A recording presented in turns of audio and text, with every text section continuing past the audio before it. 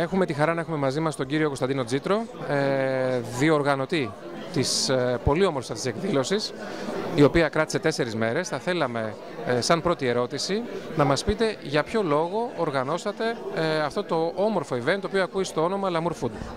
Σκοπός μας, εμάς της Ice Belly Cultural Bridge και του Eric Bosman, ήταν να προσφέρουμε στο βελγικό κοινό τη δυνατότητα να παρακολουθήσει 4 έργα με θέμα την γευσηγνωσία. 21 του μηνός ήταν η Κίνα, 22 του μηνός το Μεξικό, 23 του μηνός η Βραζιλία και σήμερα κλείνουμε με την Ελλάδα. Σκοπός μας λοιπόν ήταν να δείξουμε τον άνθρωπο το δημιουργό.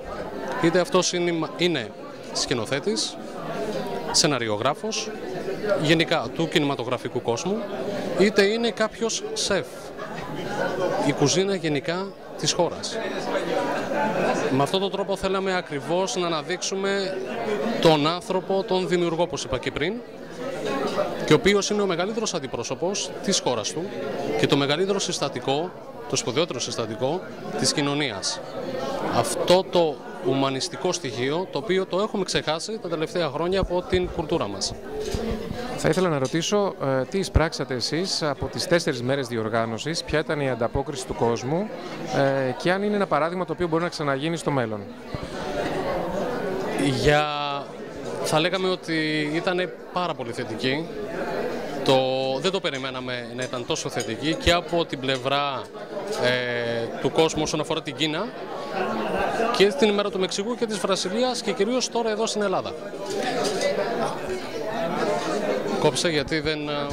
Μέχρι εκεί, οκ. Εντάξει. Οπότε πάμε και την τελευταία ερώτηση τώρα για το σημερινό event. Γράφουμε συνέχεια. Εγώ γράφω συνέχεια, απλώς 1-3 δευτερόλεπτα. Πάμε. Οπότε να κάνουμε και μια τελευταία ερώτηση σε σχέση με το ελληνικό event, το οποίο ίσως μας ενδιαφέρει περισσότερο.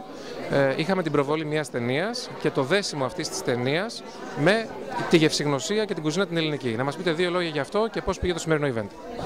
Όσον αφορά τώρα την πολιτική κουζίνα, η πολιτική κουζίνα είναι πολιτική κουζίνα, όπως μας λέει και ο σκηνοθέτης. Που σημαίνει ότι μέσα από αυτό το έργο βλέπουμε διάφορες διαστάσεις, δηλαδή η διάσταση του ζευγαριού, οι σχέσεις των ανθρώπων απλά μιας οικογένειας, σχέσεις μεταξύ τους, αλλά και οι σχέσεις των εθνών. Μέσα από ένα καταπληκτικό περίγραμμα και πανέμορφη περιγραφή της κουζίνας των 2 λαών. Πώς συγχωνεύονται, πώς έρχονται μαζί, πώς δένουν τα συστατικά στοιχεία. Αυτό ήταν και η κινητήρια δύναμη της επιλογής του συγκεκριμένου έργου.